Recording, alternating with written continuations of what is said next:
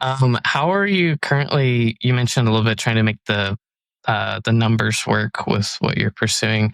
How are you thinking about balancing that business side of things with just a desire to pursue creative passion and experiment? It is much easier to do that having started my career in startups and tech.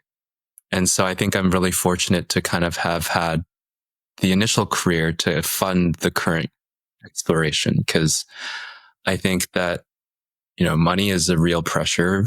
Finances are a real pressure. And that really starts to make it hard to have space to think creatively and to make choices that might be best for you long term, but in the short term, really kind of make it hard for you to live your life.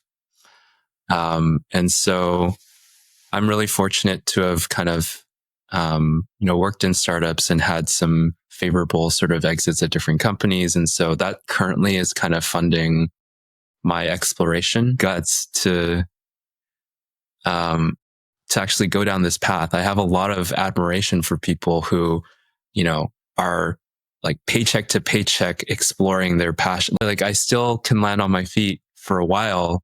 And so I feel like it's a risk, but it's not as big. It's not nearly as big of a risk as like other people. And so,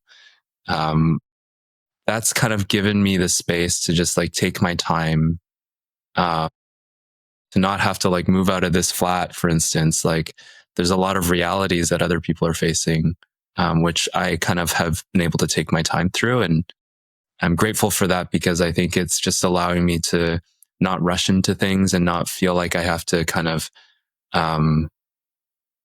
take maybe slower paths of there's a lot of people who are like, okay, well, I have to earn an income while I explore this creatively. And so like that oftentimes might slow your progression towards where you want to be long term. So I feel like, I don't feel like I have to rush, and I feel like I can, be in this headspace to actually, move through this in the right ways or in the easier ways.